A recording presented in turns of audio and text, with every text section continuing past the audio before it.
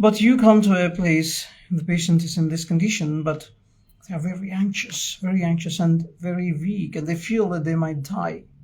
They tell you that. They are so anxious. It's anxiety out of proportion to the condition. And they have a sore throat, and you ask them, what's the kind of pain that you have? They say, oh, it's a burning pain. And you ask them, what do you want?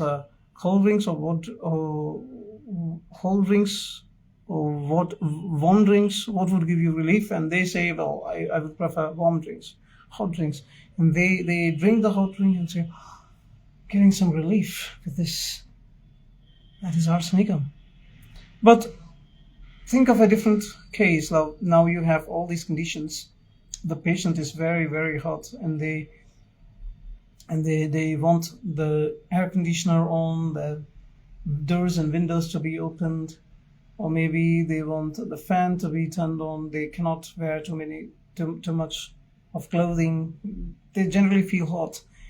And then what is happening? I have a sore throat, they have a runny nose, sore throat, they are sweating heavily, they have a very moist mouth, which you can see because of the salivation. And then you ask them, what is the character of your pain? And they say, well, it's a stitching pain. Okay, I feel like somebody's pricking my throat with a pin.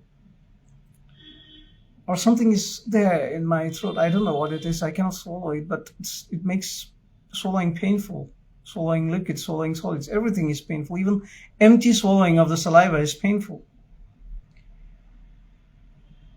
And this is the picture.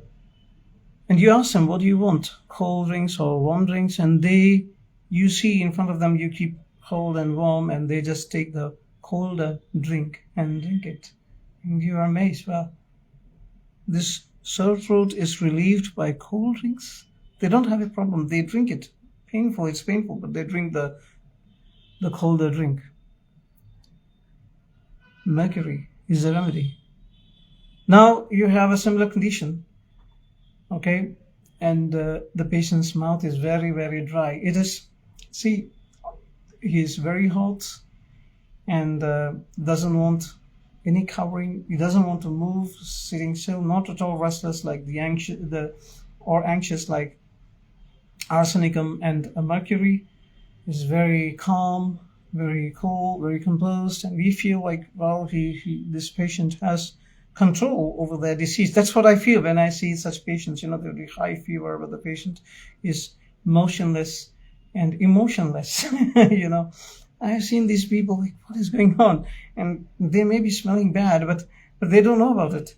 And then you ask them, what do you want? A warm drink or a cold drink? You can bring anything, no problem. They drink warm sometimes. Some of these people, they drink cold drinks, but they want large quantities together. The earlier patient, like arsenic, would take only a little at a time because it hurts. Mercury may take more because it's very thirsty, but still because it hurts, may not be drinking too much. But this person, they drink a lot. You ask them, what is your pain? It's a stitching pain. It's like also medicine. And you ask them, their mouth is dry like arsenic's mouth. It is bryonia, no restlessness, a dull patient. And then you have another case of sore throat where the throat pain is burning sometimes, and sometimes it is stitching. Regardless, the tonsils are inflamed, and the patient has fever, patient is chilly and sensitive to anything, any light, noise, touch, any external impression. And the patient has rosy cheeks because of the high temperature, and the pulse is high and bounding, very, very strong pulse. And some of these people become besotted, like, they are drunk, kind of an appearance would come, and then they may see dogs creeping out. They may become delirious, dogs coming out, shadows coming out from different parts of the room. And, this can happen, hallucinations can happen if the fever is very heavy, very high. but not in all cases. Most of the cases just a sore throat, the pain, and difficulty to swallow, and a lot of burning pain, and patient likes cold drinks. And then you come closer and you see the sensitivity of the person to external impressions, and the high or the strong pulse, bounding pulse, burning, inflammation, restlessness, and then the pain. All those things indicate the suddenness of appearance. Usually these complaints come on suddenly, indicate belladonna. Belladonna is that patient. So, see, for a sore throat, I've just given you 4 examples. There are many more. Even I can tell you like 15, 20, just like this.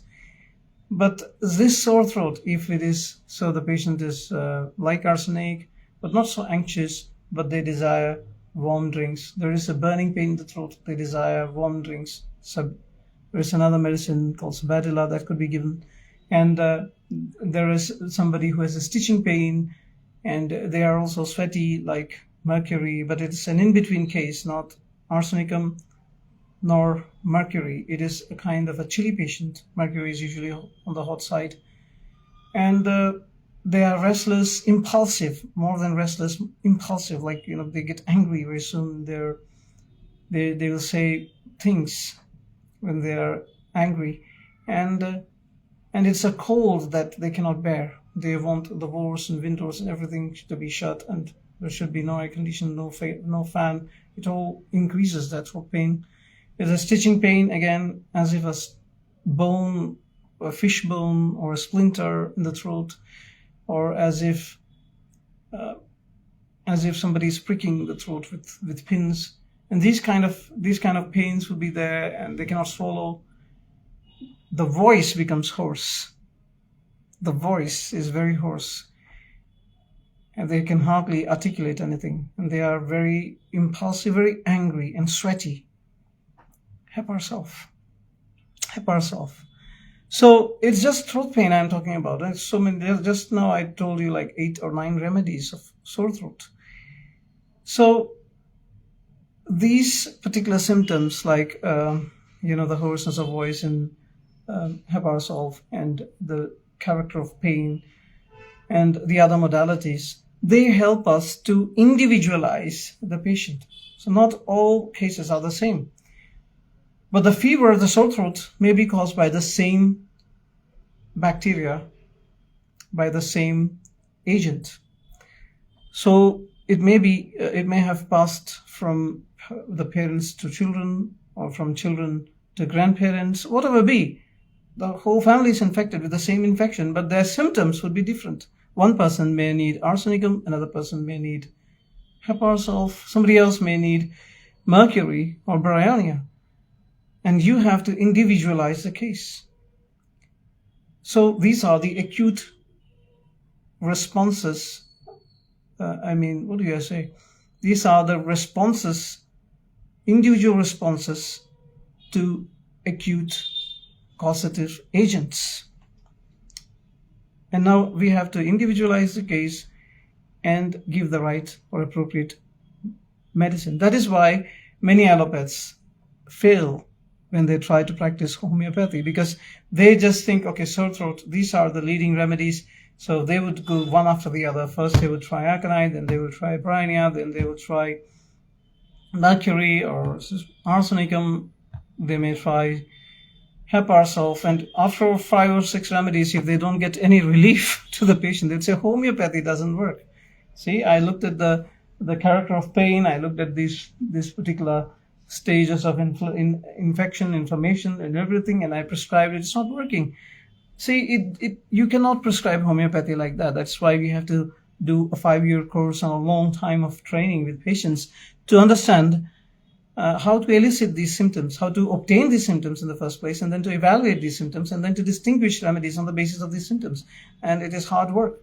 And only after that you can arrive at the right remedy. And once you arrive at the right remedy, that is when homeopathy works like magic. It works like miracle.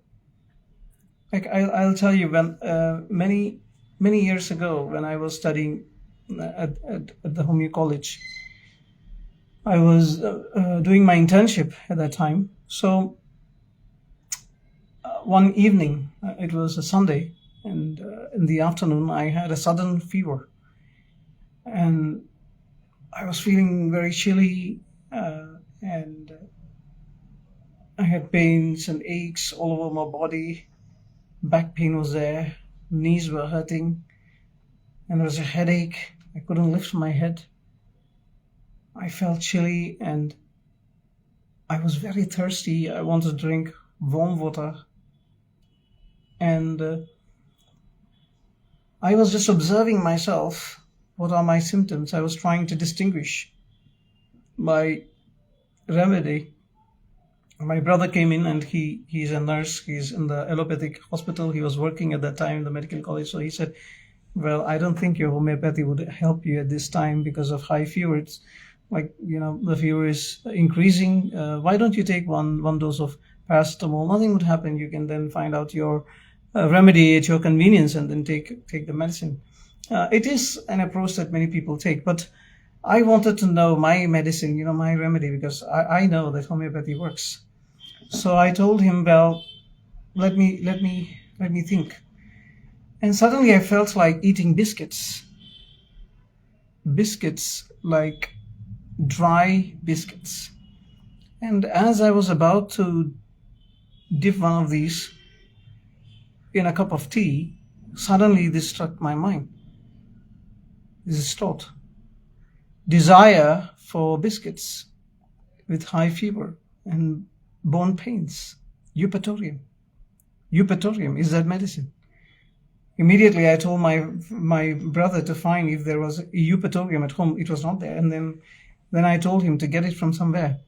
Now, he didn't want to go outside on a Sunday, but because I insisted and I was in that condition, for my sake, he went to the Homeopathic Medical College because no other shop was open.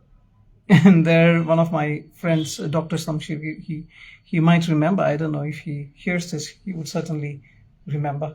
So he was there in that intern's room, and so my brother went in and he told him about my condition, and so he said, okay, I'll give you eupatorium, and he gave me.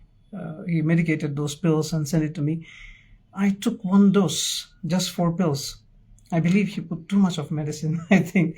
I got such sudden aggravation. Oh my God, my whole body was breaking and I felt like I might die. I was like, man, did I take the wrong medicine? Or did I do something wrong? Is my disease increasing? Or what is happening? I didn't understand for some time. After some time, I had a sweat. After the sweat, my fever left. There was no more body pain, headache, or bone pain, anything. Not even a sign of sore throat. I had sore throat. I was desiring biscuits with warm tea or warm whatever, drinks, and large quantities of water. I was very thirsty. I was feeling very chilly, very cold. And these are the symptoms of eupatorium, that individualize eupatorium. I could have taken Rostox also. But what ruled out Rostox was the lack of restlessness. Rostox is very restless. They would go from here to there. They cannot sit in one place. They would go from one room to the other, and it is a physical restlessness. And again, Rostox gets relief from warm drinks, but they don't like biscuits. So that fine it is. It is like, placing the ball, if you're a cricket player, placing the ball between the deep third man and the point fielder. You cannot see what is going on there, and you just know the bowler is coming. It may be a very fast ball, and you have to place it perfectly. Your bat face has to be tilted just sufficiently that the ball goes between those two fielders who are placed behind you. and one is at a deep point and the other is at the third man. Usually the deep point fielder would be at the backward point for people like me who like to play that shot. So, and then you have to go through the middle of these two fieldsmen, and your timing has to be precise.